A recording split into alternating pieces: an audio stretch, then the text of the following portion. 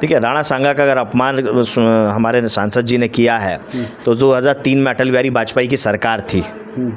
अटल बिहारी वाजपेयी जी की सरकार में आईएएस प्री में पूछा गया है कि कौन बाबर को लेकर के आया था देश के अंदर, और उसका जो सॉल्यूशन है, जो किताबें बट रही हैं, जो आज सारे आईएएस बच्चे पढ़ाई कर रहे हैं, तैयारी कर रहे हैं, वो सब पढ़ रहे हैं, उसमें स्पष्ट लिखा है कि बाबर ने आमंत्रण भेजा था।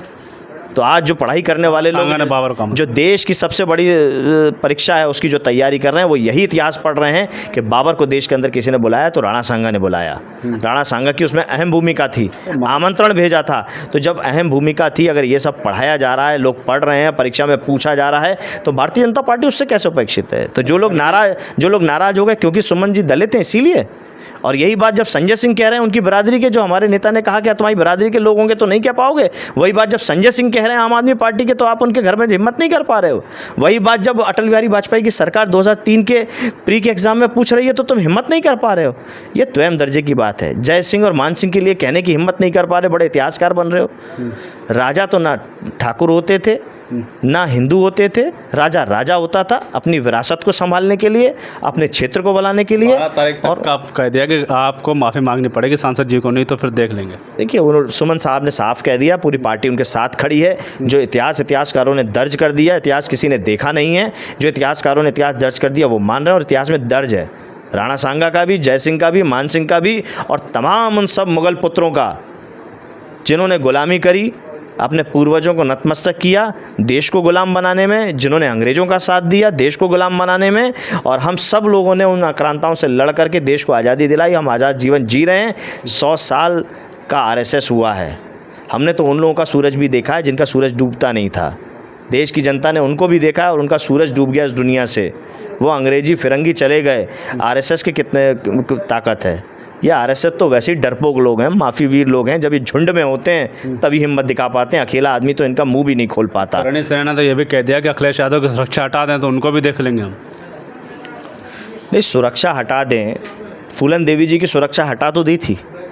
किसने मारा फूलन देवी जी को? कौन है हत्यारा? आप बताइए नाम। क्या आज तक उसको न्याय मिला? जिसको पकड़ा गया वो देश की सबसे सुरक्षित जेल तिहाड़ जेल से भाग गया। कैसे जमानत मिल गई उसको? तिहाड़ जेल से भागने वाले को सज़ा नहीं होनी चाहिए कड़ी से कड़ी, जो देश की सबसे सुरक्षित जेल से भाग गया, फिर हमारे देश से भाग गया।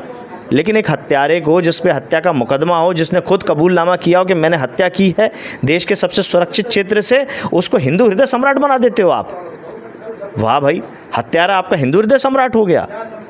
वो आपके देश के लिए काम करने लगा, जो देश की सबसे सुरक्षित जेल तोड़ के भागा है, देश के सबसे सुरक्षित क्षेत्र में, जहां से चंद मिनटों की दूर पर प्रधानमंत्री का कार्यालय, प्रधानमंत्री का आवास, राष्ट्रपति का आवास, देश की सदन, सब एक चुनिंदा सांसद से, चुनी हुई सांसद से, महिला सांसद से उसकी हत्या कर दी गई, निहत्या की, और खीर के नाम पे। ऐसे लोगों को अगर सज़ा नहीं दिला पा रही, ना अटल सरकार दिला पाई, ना मोदी सरकार दिला पाई, और उनके पीछे अगर खड़ी हुई है, तो ये वही लोग हैं, डरपोक लोगों की सेना है। रणनीत सेना डरपोक है क्या? देखिए, करनी सेना की बात नहीं है, ये डरपोक लोगों की सेना है। नाम कुछ भी हो सकता है। करनी सेना, मेरी जानकारी में तो बहुत सारी सेना है। करनी सेना ही तो धमकी दे रही है, बुलडोजर लेके पहुंची थी कर्नल सेना। कौन सी करनी सेना? कौन सी करनी सेना? अरे राजपूतों की करनी सेना नहीं। कौन से राजपूतों की? कौन से जानते हैं? करनी सेना नहीं जानते? मैं तो बहुत सारी करनी सेना जानता हूँ। अलग अलग करनी सेना बहुत सारी चल रहे हैं। हर आदमी कह रहा है मैं इस करनी सेना का, मैं उस करनी सेना में। कौन सी करनी सेना की बात करूँ? पहले ये तो तय कर लें कौन सी करनी सेना है। ये कौन से सेना है? इसको सेना, उसका लाइसेंस किसने दिया है? देश के अंदर एक ही सेना है, भारतीय सेना। कोई चोर उचक्के जैसे चिल्ला चौट करने लगे, संविधान की धज्जियाँ उड़ाने लगे, आप उसको सेना का सम्मान देंगे?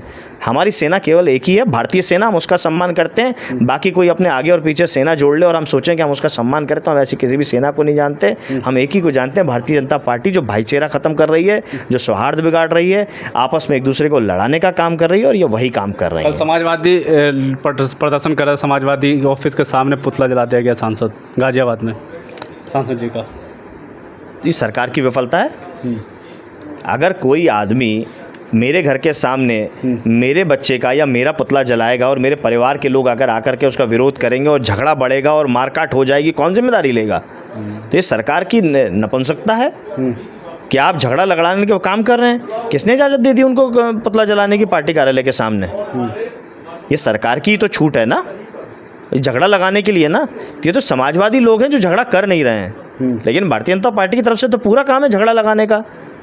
यादव और राजपूत आपस में लड़ें, मुसलमान और राजपूत आपस में लड़ें, दलित और राजपूत आपस में लड़ें, ये लड़ाई की जड़ भारतीय जनता पार्टी है। चाहे वो करनी सेना के नाम से हो, किसी और के नाम से हो। आप करनी सेना में चिन्हित कर लीजिए, आपको अधिकांश लोग राजपूत बिरादरी के नहीं दिखेंगे, दूसरी बिरादरी के भी लगेंगे।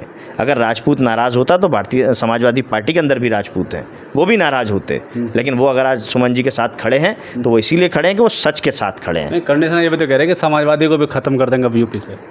देखिए, किसी के कहने से ना कोई पार्टी ख़त्म होती है, ना किसी पार्टी को उदय होता है। ये विचार है, समाजवादी विचार है, पीडीए का संघर्ष है, जो दलित शोषित वंचितों को आगे बढ़ाने के लिए, मुख्य धारा में लाने के लिए है। और इस विचार के साथ समाजवादी पार्टी चल रही है। माननीय अखिलेश यादव जी ने एक नई अवधारणा पीडीए की जड़ दी है।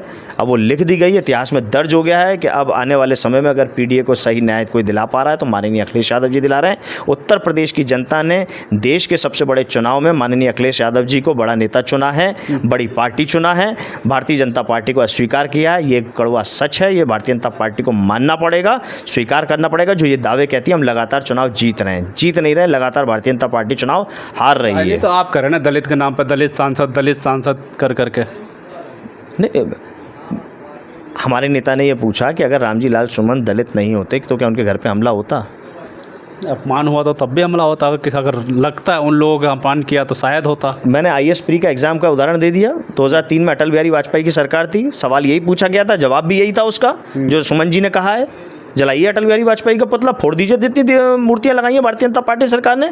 मुख्यमंत्री के कार्यालय पर लगी हुई है अटल बिहारी वाजपेयी की, जाएँ फोड़ दें उसको। पूरे कौम को गद्दार बता दिया था ना। तो अटल बिहारी वाजपेयी ने बता दिया आईएएस प्री के सवाल पूछ करके। और वो बच्चे पढ़ रहे हैं आज भी वही इतिहास।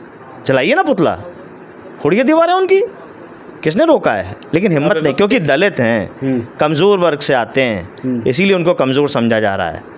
लेकिन वो कमज़ोर नहीं है। समाजवादी पार्टी पूरी ताकत के साथ है, माननीय अखिलेश यादव जी उनके साथ पूरी ताकत के साथ में है। और हम जो सही बात है, सही बात के साथ खड़े हैं, झूठों के खिलाफ में खड़े हुए हैं, झूठी सरकार के खिलाफ, लड़ने वाली सरकार के खिलाफ, झगड़ा लगाने वाली सरकार के खिलाफ में खड़े हुए हैं। लास्ट में 12 तारीख के चेतावनी दी है, उससे पहले माफ़ी मांग लें। आप बार बार वही एक सवाल पूछिए, माफ़ी किस बात की? माफ़ी पहले भारतीय जनता पार्टी से मांगिए ना, अटल बिहारी वाजपेयी सरकार से मांगिए ना। जितने मंत्री थे, जितने लोग थे, उनसे मांगिए, माफ़ी मंगवाइए। सूचना एवं प्रसारण मंत्रालय जो भारत सरकार के अधीन काम करता है, वो कार्यक्रम चलाता है, उसमें वही इतिहास बताया जा रहा है जो सुमन साहब ने कहा है। तो आप कर वही सब रहे हो जो सुमन साहब कह रहे हैं, लेकिन माफ़ी मांगेंगे सुमन साहब? तो राजनीति कर रहे हैं सिर्फ लोग। क्यों नहीं कर रहे हैं? नीचा दिखाने की कोशिश है।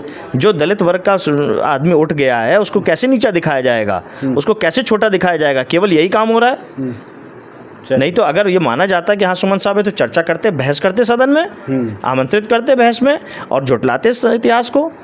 क्या इतिहास के पन्नों में ये नहीं दर्ज है? अगर नहीं है दर्ज तो हम भी मान लेते हैं कि हाँ भाई सुमन जी को से अपना निजी बात लेकर के आ गए। इतिहास के पन्ने पलटे गए हैं। जो भारतीय जनता पार्टी पलट रही थी, समाजवादी पार्टी ने तो एक दो पन्ने पलटे तो इतना हल्ला मचा दिया इन्होंने। जब माननीय अखिलेश यादव जी ने जब सवाल उठाया कि भारतीय जनता पार्टी दावा करती है हम दुनिया की सबसे बड़ी पार्टी है, हमारे पास बहुत ज़्यादा कार्यकर्ता है, अनुशासन होने की बात करती हैं, उसका अपना राष्ट्रीय अध्यक्ष चुनने में और प्रदेश अध्यक्ष चुनने में तकलीफ आ रही। जब प्रश्न खड़ा किया तो अमित शाह ने क्या जवाब दिया कि 5 लोग आपके यहाँ राष्ट्रीय परिवारवाद बता दिया ना। परिवारवाद तो है समाजवादी में, इसलिए बता दिया। इसमें गलत क्या है? अगर समाजवादी पार्टी में परिवारवाद है तो सबसे पहले भारतीय जनता पार्टी को एनडीए से उन सब परिवारवाद वालों को ख़त्म कर देना चाहिए। अगर आप वाकई में परिवारवाद को गलत मानते हो, तो परिवारवाद के खिलाफ खड़े हो, तो उन किसी से सही चंद्रबाबू नायडू को सबसे पहले हटाना चाहिए जो परिवारवाद के दम पे आगे बढ़े।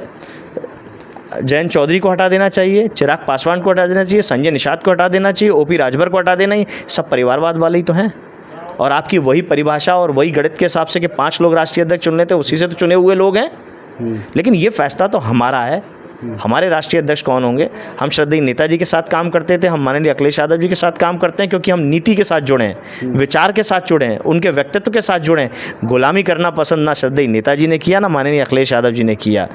क्या उनका कारण था कि जब उन्होंने मुख्यमंत्री का घर छोड़ा तो उनका गंगा जल से घर धुलाया? मंदिर जाने पर उनका गंगा जल से मंदिर धो रहे हो आप? क्या कारण है वो? आपने प्रमाणित कर दिया ना कि हम द्वैम दर्जे के नागरिक हैं। हम सनातनी होते भी हम द्वैम दर्जे के सनातनी हैं। आप बड़े हिंदू, हम छोटे हिंदू, मतलब हर मसले पे हम छोटे हैं। आप ही देश के सर्वसर्वा बने रहोगे। यही भारतीय जनता पार्टी चाहती है कि हर जगह शासन प्रशासन उनका रहे, उनके लोगों का रहे, उन्हीं लोगों का रहे जो सामंतशाही हैं, जो हर आदमी को दूसरे नंबर का समझते हैं और खुद को पहले नंबर का समझते हैं। तो साफ तौर पे आपको क्या लगता है कि सच में इतिहास का पन्ने पलटे गए हैं और क्या सिर्फ दलित होने की वजह से उनके घर पर हमला हो रहा है? चेतावनी दी जा रही है, हालांकि सांसद जी ने भी कह दिया है कि जान का खतरा, सुरक्षा भी मांगी गई, लेकिन जिस तरह सवाल ये उठता है, उत्तर प्रदेश योगी आदित्यनाथ कहते हैं सबसे सुरक्षित प्रदेश, पुलिस सतर्क, गुंडे माफिया है नहीं, फिर वो लोग कौन थे जब योगी आदित्यनाथ उस शहर में मौजूद थे और सांसद के घर पे बुलडोजर लोग पहुंच गए? आखिर वो कौन लोग थे? क्या कोई कार्रवाई होगी या नहीं होगी, या उनसे भी सवाल होगा या नहीं होगा? सिर्फ सवाल जो होगा सिर्फ समाजवादियों से होगा? आप हमें बताएं। तब तक के लिए धन्यवाद।